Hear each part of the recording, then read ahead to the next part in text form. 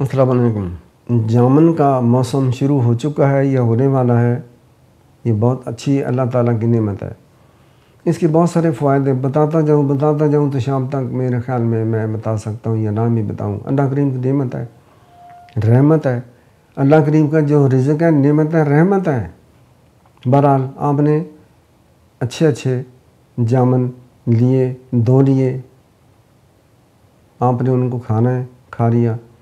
اس کی جو گٹھلی ہے یہ آپ نے پاؤ ہے، کلو ہے، 2 کلو ہے، 5 کلو ہے، آپ اس کو واش کریں پانی سے خوب اچھی طرح، دھوپ پہ رکھیں، خشک ہو جائیں گی۔ آپ نے اس کو گرائنڈ کرنا ہے، گرائنڈ ہو گیا، برتن میں ڈال لیں۔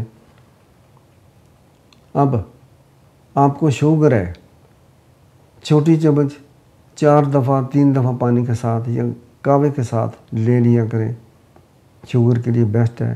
اگر آپ کو ٹٹیاں آ رہی ہیں، پخانے آ رہے ہیں، دست آ رہے ہیں تو 1 بڑی چمچ صبح کو، دوپہر کو، رات کو کھا لیا کریں، یا 4 دفعہ بھی 3 گھنٹے کے بعد لے سکتے ہیں۔ ٹھنڈے پانی سے، ٹھنڈے کہوے سے، ٹھنڈی چائے سے 1 دن میں ٹٹیاں ختم ہوں گی، پخانے ختم ہوں گے، ٹھیک ہے، دست ختم ہوں گے۔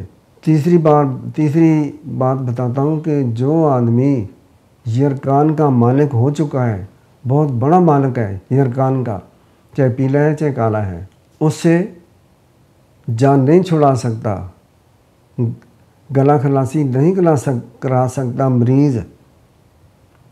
ہیپاٹائٹس کی بات کرتا ہوں، یرکان کی بات کر رہا ہوں۔ وہ کسی جامن کے درخت کے نیچے چلے جائے، کچے پکے جامن کھاتا رہے اور کوئی بے شک چیز نہ کھائے۔ گھر والوں کو بولو کہ ادھر میرا بستر لگا دو، ٹھیک ہے۔ جو آٹومیٹک یعنی کہ خود ہی جامن گر جائیں وہ زیادہ بہتر ہوتے ہیں، یا پکے ہوئے دور ہیں، کسی کو اوپر چڑھا دو، وہ کھا لو۔ تو جو میں کچے جامن کی بات کرتا ہوں یہ بھی بہت ہی اعلیٰ چیز ہے۔ بہرحال آپ پکے کھا لیں، یرکان والے لوگوں کے لیے کہہ رہا ہوں۔ جب موسم ختم ہو جائے گا، اس کا موسم شارٹ ہوتا ہے، تو اس درخت کے نیچے سے گھر آ جائیں، آپ کا یرکان ختم ہو جائے گا۔ آزمودہ چیز ہے، بہت بڑی آزمودہ چیز میں بتا رہا ہوں۔ اللہ کریم شفا دے، رحم کرے۔ السلام علیکم۔